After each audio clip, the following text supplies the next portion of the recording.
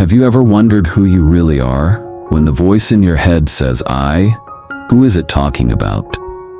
And why do we spend a lifetime defending that idea of me? Hello everyone, and welcome back to Son.Mindfulness.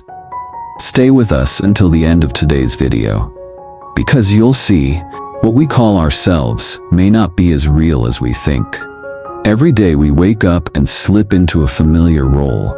We replay old memories, chase new plans, and keep telling the same story of who we are. But deep inside, something feels unsettled. Why do we keep striving, achieving, and proving, yet still feel incomplete? You see, modern life praises identity, what we do, what we own, what others think of us. But the Buddha taught a different way, that peace doesn't come from improving the story. It comes from seeing that the story was never you. Many people spend their lives building a self-image. Few ever stop to ask if that image is real. And when the story cracks, through loss, aging, or silence, we finally start to see through it. That's the doorway to freedom. This teaching isn't abstract. It's something you can feel, right here in your own experience. Every breath, every thought, every moment of awareness is inviting you home. Have you ever noticed the silence behind your thoughts? That stillness is where freedom lives. At Son.Mindfulness, we explore these quiet truths together. This channel is a space for reflection, for peace, and for remembering what matters most. If these words touch your heart, please subscribe and stay with us. Your support keeps this mindful community growing. May you be healthy. May you be peaceful. May you be happy and blessed in every breath. Now let's walk deeper into this mystery together. Stay with me, because what you're about to hear might change the way you see yourself forever. Part 1. The birth of the story. How the self is constructed. There's a small voice inside you right now. It's been there since you were a child, soft, familiar, endlessly talking. It says things like, I should do this, or I can't believe that happened, or I hope they like me. Most people never question that voice. We simply assume, that's me. But have you ever stopped, even for a moment, to ask, who is speaking and who is listening? I remember an old friend, a retired school teacher in California, who once told me, sometimes I can't turn off my thoughts. It's like my mind is narrating my entire day. She said it with a weary smile, and I told her, that voice isn't who you are, it's the storyteller that keeps your world together. You see, from the moment we wake up, the mind begins to weave. It gathers the threads of memory, sensation, and emotion, and it starts spinning a narrative. I woke up late. I need coffee. I feel tired. Each thought wraps around the next, forming a single, continuous thread we call me. It's quite remarkable, really. The brain is doing what it's designed to do, create coherence out of chaos. Neuroscientists call this the default mode network, the part of the brain that constructs the story of self when we're not engaged in a task. It stitches together our past, imagines our future, and fills in the spaces in between. Without it, the world would feel fragmented, like a movie with missing frames. So the mind keeps telling stories. And little by little, we start believing that the main character in those stories, the I that worries, remembers, and dreams, is who we truly are. But pause for a moment. When you close your eyes and listen carefully, can you actually find that I? Is it in the body? The heart? The mind? You'll notice sensations appear and disappear. Thoughts arise and fade. Emotions swell and dissolve. Everything changes. The only constant seems to be the voice narrating the change. One day, when I was a young monk walking in the temple garden, I noticed the wind moving through the trees. The leaves rustled softly, and for a brief second, I heard that inner voice say, I am calm. And then it struck me. Calmness was happening, but there was no I behind it. Just the wind, the breath, the rustling leaves, and awareness watching it all. This is how the illusion begins. The mind experiences a stream of sensations and then claims ownership. This is mine. This is me. It builds a center around which everything else revolves. That's how the story of self is born. We spend our lives protecting, polishing, and improving this story. We call it my identity, my personality, my journey, and it gives us comfort, a sense of continuity. But it's also the seed of confusion, because the more tightly we hold to the story, the further we drift from the living moment itself. Imagine a river. Every drop of water moves, yet we call the river by one name, as if it's a single unchanging thing. In the same way, our thoughts, emotions, and sensations flow endlessly, but we keep saying, "This is me," as though there's something permanent behind the movement. Have you noticed how the voice in your head is always the hero of its own tale? When something good happens, it says, "I did that." When something bad happens, it says, "Why me?" The story always has a center, always a me at the middle of the storm. But the Buddha invited us to look more deeply. He didn't say, "Destroy the self." He said, "See how it is made. See the process, not the product. See the story forming in real time. The moment a thought appears, a memory arises, a judgment takes shape, and in that seeing, the illusion begins to loosen." So the next time you catch yourself thinking, "I am this kind of person," or "I always do that," take a slow breath. Feel the air move in and out of your chest. Ask quietly, "Who is the one saying this?" And you might notice there's only the saying, not a solid someone behind it. Just life, telling itself through you. That's the beginning of awakening. To realize that the self you've been trying to fix, defend, and complete is not a thing to be perfected. It's a story to be seen through. And when you start to see it gently, kindly, without judgment, you also begin to touch the silence beneath the story. That silence is vast, steady, and alive. It's what remains when the narrator finally takes a rest. Part 2, The Great Mistake. Mistaking the story for reality. Most of us wake up each morning already inside a dream we don't realize we're dreaming. The alarm rings, we reach for our phone, and before the first sip of coffee, the story has begun. I have so much to do. I'm behind again. I should have slept earlier. The mind starts narrating, and we take every word as truth. We rarely see that it's only a voice, just thoughts passing through. I once met a man in Arizona who told me, "I'm a worrier by nature. That's just who I am." He said it like it was carved into stone. But I asked him, "Who told you that story first? Your parents, your teachers, or the voice in your own head repeating it for 40 years? He was silent for a long moment, and then he said quietly, "Maybe I did." That pause, that instant of seeing, is where freedom begins. Because what if that story isn't truth, but habit? A habit of believing everything the mind says. Our thoughts are like weather. They come, they go, they shift and fade. But the moment we identify with them, "I am this thought, this feeling defines me," we step into illusion. We forget that clouds move, and we start building our home inside the storm. The Buddha called this confusion Sakaya Ditti, the view of self, the belief that there's a solid behind the flow of experience. It's like mistaking the reflection in the pond for the person standing on the shore. You see the image, you recognize its shape, but it isn't you. Yet day after day, we polish the reflection, adjust the angle, and call that work becoming better. Modern science echoes this ancient insight. Cognitive researchers speak of the narrative self, a mental construction built from memory and imagination. It's useful, of course. It helps us remember who we are in time. But usefulness is not truth.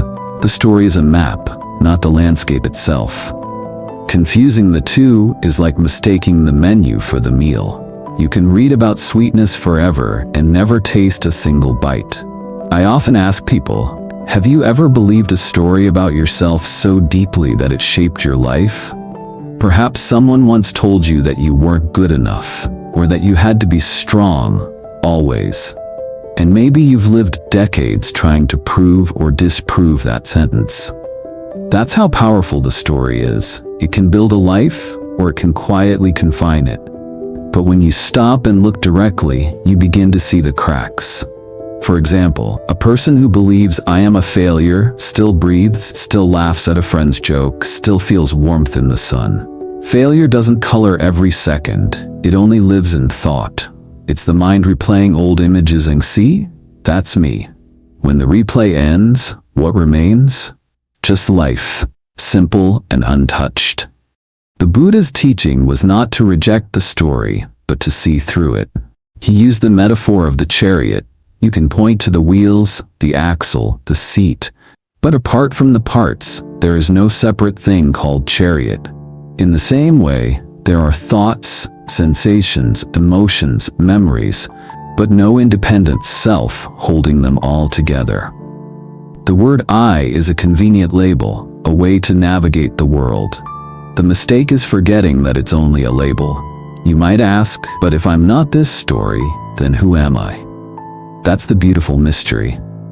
When you stop clinging to definitions, life itself begins to answer. A quiet morning breeze, the sound of laughter, the rhythm of breath, all speak a language older than words. They remind you that who you are cannot be captured by a sentence or by the mind's narration. I remember an elderly woman after one of my talks. She took my hand and said, "I spent my whole life trying to become somebody. Now I just want to be."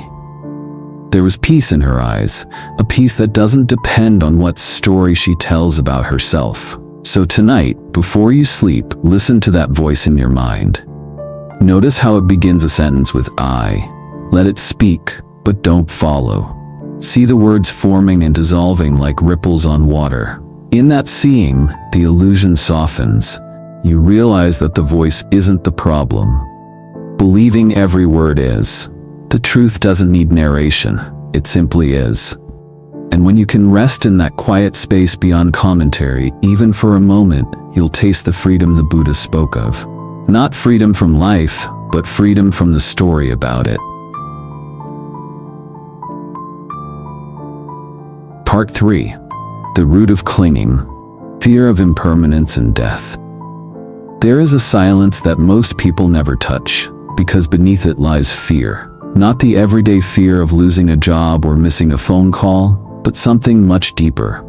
The fear that one day this body will stop breathing, that the voice in the mind will go quiet, that everything we call me will dissolve like mist at sunrise. When I first began teaching in the West, I met a man in his 60s who said to me, I've meditated for years, but there's one thought I can't face. The thought that one day I'll simply be gone." He lowered his voice, almost whispering, "What will happen to me then?" That question lives in every heart, whether spoken or not. It is the quiet engine behind all our striving, all our defenses, all our clinging. We work hard, build homes, collect memories, raise families, all beautiful, all impermanent. And still, somewhere underneath, the mind whispers, "I must not end." The Buddha saw this clearly. He saw that what we call self is, in part, a defense mechanism, a story the mind builds to protect us from the unbearable truth that everything changes. He called it bhavatana, the craving for existence. It's the force that says, "I will continue, I will become." Modern psychology gives this fear another name, existential anxiety. When the brain realizes that nothing lasts, it creates meaning to survive. It writes a story of I that stretches backward and forward in time, pretending to be solid in a world that never stands still. That story comforts us for a while, but it also traps us. Think of a wave in the ocean. For a moment it rises, proud and distinct. It might even say, "I am a wave. Look how high I've come." But the moment it believes that story, fear is born, because now the wave knows it must one day fall. This is the root of clinging. We mistake the temporary for the eternal, and when life begins to fade, we panic, grasping for continuity, through memory, legacy, religion, even through our children's lives. We call it love, purpose, or achievement, but at its heart, it's often an effort to stretch me beyond time's reach. When you sit quietly, you can feel this undercurrent. It's that unease that visits at night when the world grows still. It's the sudden awareness that all we hold dear, our health, our relationships, even our thoughts, are passing through us like clouds. And the mind, terrified of emptiness, rushes to fill the silence with another story. I'll travel more. I'll find peace. I'll live better. But even that voice will one day fade. The Buddha didn't ask us to deny this fear. He asked us to look at it gently, steadily, until it loses its power. In the Great Satipatthana Sutta, he instructed monks to meditate on the decay of the body, not out of morbidity, but to meet impermanence face to face. He would say, this body too shall become like that. And when we truly see this, not as an idea but as living truth, something softens. The desperate clinging begins to ease. I once sat beside a woman in hospice who knew she had only days to live. Her breathing was shallow, her eyes bright and calm. She whispered, "It's strange, Thai. I thought I'd be afraid, but I'm not. I just feel spacious." Then she smiled and said, "It's like I'm falling back into something that was always holding me."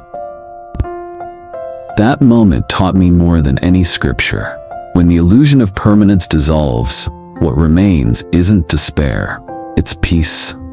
Because we stop defending what was never separate to begin with. So my friend, the next time you feel that subtle fear, when the mirror shows a few more lines, when the night feels too quiet, when someone you love slips beyond your reach, pause. Don't rush to escape it. Feel the breath moving in and out. See how life renews itself with every inhale, how death is already woven into each exhale. Impermanence is not an enemy, it's the pulse of reality. And when you stop clinging to the idea of a permanent me, you don't lose yourself. You rediscover what has always been beyond birth and death, the vast awareness in which all things appear and disappear. The fear of impermanence ends only when we stop trying to outlive it. To live fully, we must die into each moment, to let go, to return again and again to the living now. And in that surrender, you find not an ending, but a freedom so gentle it no longer needs to be called yours.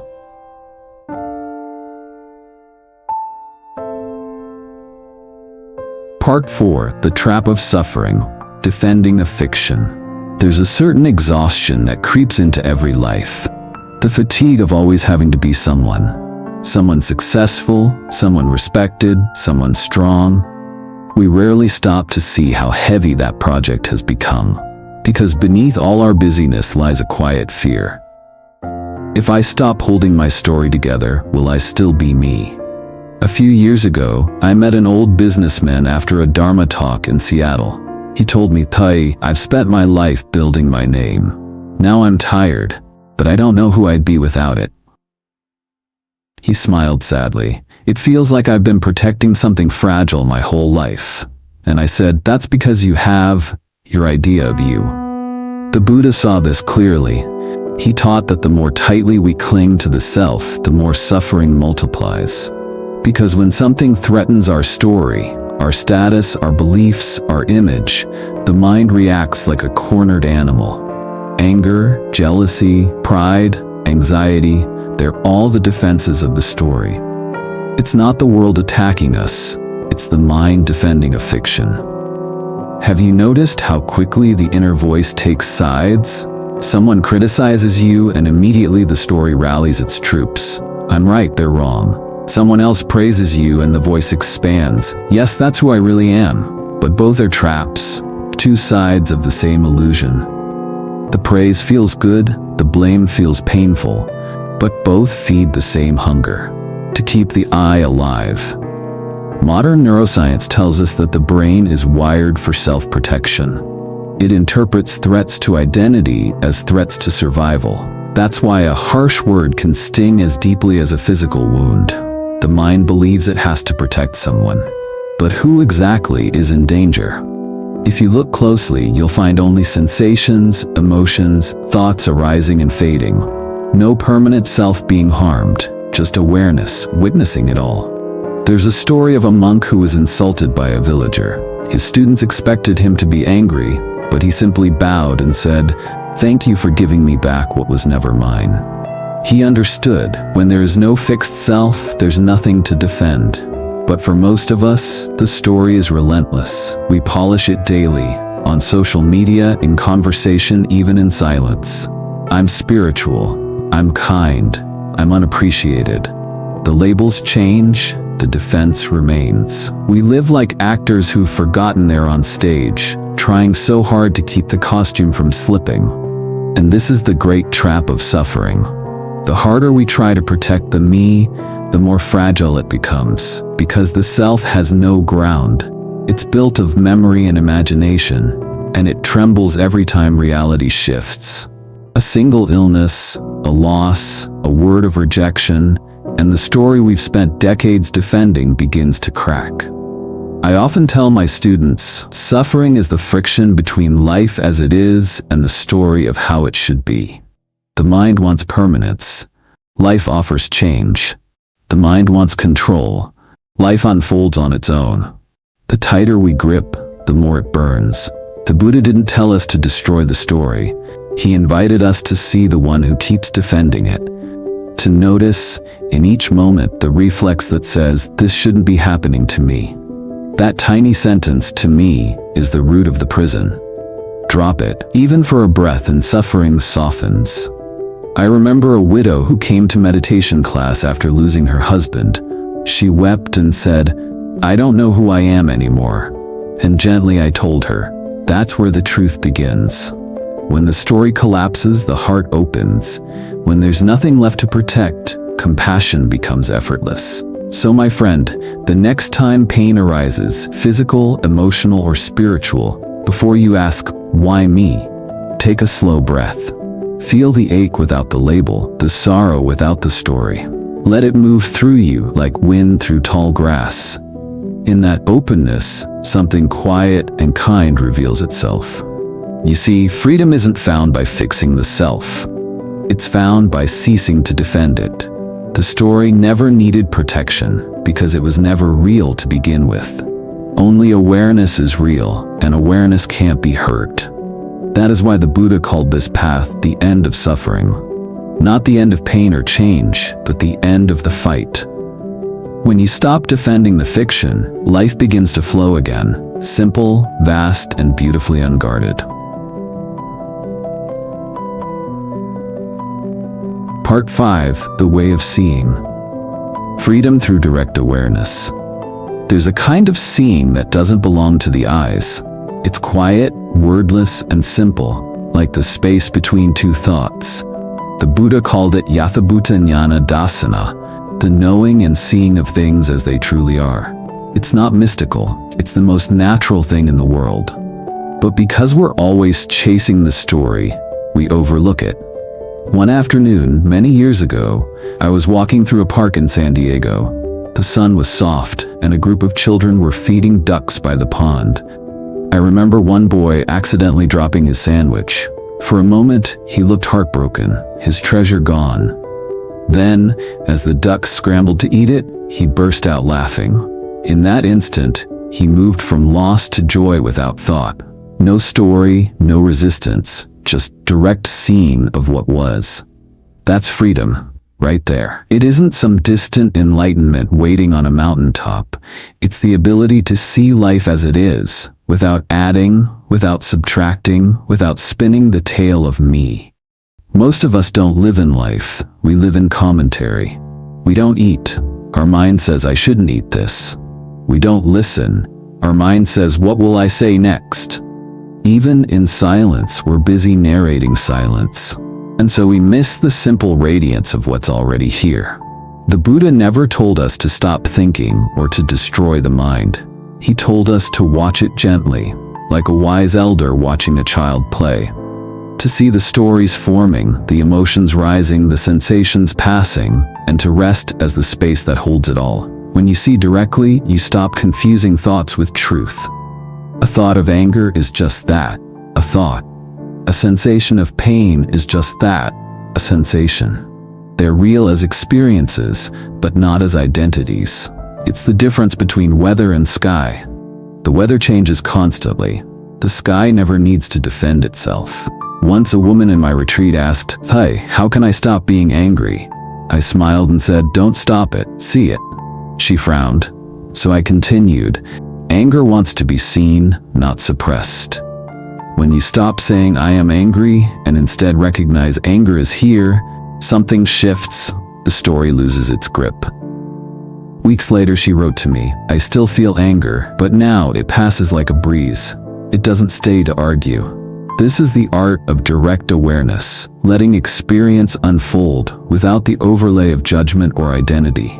It's simple, but not easy. The mind will try to drag you back into its stories. This shouldn't be happening. Why can't I change? Each of those thoughts is another invitation to see, not to follow. Modern psychology calls this decentering, the ability to step back and observe thoughts instead of being entangled in them. But the Buddha taught it long before science gave it a name. He saw that liberation doesn't come from controlling life, but from seeing through the illusion of control. Try this. Next time you feel anxiety, don't rush to fix it. Sit quietly. Feel where it lives in your body. Perhaps the chest, the throat, the stomach. Breathe into that place. Softly, like holding the hand of a frightened child. No need to analyze or name it. Just awareness, resting with what is. Slowly, the edges begin to soften. The storm quiets, not because you stopped it, but because you stopped fighting it. This is what the Buddha meant by mindfulness, not thinking about awareness, but being awareness. It's the stillness behind every movement, the openness behind every thought. When you learn to see this way, even ordinary moments shimmer. The sound of rain, the warmth of tea, the rise and fall of breath. They're no longer part of your story, they're simply life itself, vivid and unfiltered. I once told a student, "When you see clearly, even washing dishes can be meditation." He laughed. A month later he said, "You were right, Tai. When I wash now, I feel the water, the warmth, the movement. It's not a chore anymore. It's presence." That's the miracle of direct seeing. Nothing changes, yet everything is transformed. Freedom isn't found in escaping the mind, it's found in seeing the mind clearly. To see is to awaken. And the more deeply you see, the gentler you become. Because once you realize that thoughts, emotions, and even self are passing clouds, you stop clinging to them, and you start caring for everything that moves through the same sky. So when the world feels loud and complicated, pause. Feel your breath. See this moment as it is before the story begins. That's where truth lives. That's where peace begins. Part 6, The End of the Illusion. Life living itself. There comes a moment, usually quiet and unremarkable, when you realize the story has lost its hold. It might happen as you wash the dishes or while light falls softly across the floor. You pause, and there is no narrator, no commentary, just life happening by itself. Breathing, movement, sound. That's the beginning of the end of the illusion. For most of our lives, we've believed we are the doer. I breathe, I walk, I think, I decide. But when you look closely, where is that I? Breathing happens, but who breathes? Thoughts arise on their own, feelings come and go, the heart beats without permission. Life has always been living itself, long before the story claimed ownership. I once sat with an old gardener in Oregon. He said, "Tai, sometimes when I'm trimming a rose bush, I forget myself completely. It's just the snip of the shears, the scent of the petals, the sound of the wind. Then suddenly I think, I'm so peaceful. And the moment's gone." He laughed, realizing how the mind rushes back to put a label on the mystery. That's what the story does. It can't stand not being the center. Even peace must belong to someone. But true peace doesn't belong to anyone. It simply is. The Buddha called this nibbana, the cooling of the fire of becoming, the end of the restless search for something to complete the me. When you start to see that, a deep gentleness arises. You no longer need to win arguments, prove your worth, or hold on to being right. because there's no one left to defend, only the quiet pulse of awareness witnessing it all. And in that seeing, compassion blossoms naturally, not as a moral duty, but as the effortless warmth of being alive. Modern science has a beautiful way of describing this too. Neuroscientists say the sense of self is like the orchestra's conductor, useful for coordination, but the music can play without it. In deep meditation, that conductor steps aside and the symphony plays itself flawlessly without needing direction. That's life, living life. I remember sitting by the ocean at dawn. The waves kept rising and falling, endlessly, effortlessly. No wave fought to exist, none tried to stay. And I thought, if even the sea doesn't cling, why do we? Every rise, every fall was the same song of the universe breathing. When you feel that rhythm inside you, you understand what the Buddha meant. This is not mine. This is not me. This is not myself. Yet this realization doesn't make you disappear. You still laugh, still cry, still love deeply, perhaps more than ever.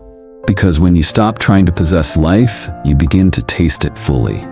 A simple meal becomes sacred. A stranger's smile becomes sunlight. Even sadness has its own tenderness when no one claims it. One of my students, a retired nurse, once said, "Tai, I used to pray for peace. Now I just let life breathe me." That's it. That's the teaching. When the story falls silent, nothing special happens, and yet everything is luminous. You don't find enlightenment, you lose the illusion that you ever needed it. So tonight, as you listen to the quiet around you, let the story rest. Don't try to end it. Don't try to hold it. Just let it be. Feel the breath rising and falling on its own. Notice how the body moves without effort, how awareness hums gently beneath it all. This is life, unfiltered, unfolding as it always has. The Zen master Dogen said, "To study the self is to forget the self. To forget the self is to be illuminated by all things. When you forget yourself, the world becomes radiant again.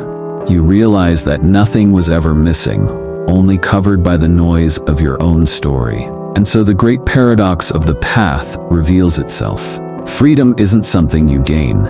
It's what remains when there's no longer anyone left to lose it. In that space, the heart opens wide, and the simplest moment, this breath, this sound, this life, becomes a prayer that needs no words. Conclusion. The quiet freedom beyond the story. You've walked with me through 6 reflections. Each one was a window opening into the same sky. We began with the voice inside your mind. The voice that never stops talking, never stops saying, me. We saw how that voice builds a story that feels solid, yet is made of clouds. We mistook that story for who we are, and from that mistake, all suffering began. Have you ever noticed how tiring it is to keep your story alive? Every day we defend it, polish it, protect it. But who are we defending? And from what? The Buddha saw that our pain isn't in the world itself, it's in the way we cling to the world's passing forms. We fear impermanence because we believe we must last forever. But life never promised that. Life only promised to flow. When you truly see that, deeply, quietly, something loosens. You no longer chase permanence in a world of change. You begin to trust the rhythm of things coming and going. You begin to breathe again. Have you felt that moment when the story pauses and everything just is? Maybe during a walk or while watching the sunset. In that instant, there is no you, no me. Only life, alive and aware. That's the heart of this teaching. You were never trapped by the world. You were trapped by the story about yourself. And the key was never to escape, but to see clearly. Freedom is not something you earn. It's what remains when the noise fades. It's the simple knowing that you are not the story, you are the space it moves through. So tonight, take a quiet moment. Feel your breath. Notice thoughts drifting by like clouds. Ask yourself gently, who is thinking this? And smile, even if no answer comes. Because in that silence, you're closer to truth than words can ever bring. Have you ever felt that silence? the one beneath the thoughts? What did it feel like? Did it frighten you? Or did it feel like coming home? I want to thank you for listening, for reflecting, for walking this path with me. Every view, every quiet moment you share here keeps this space alive.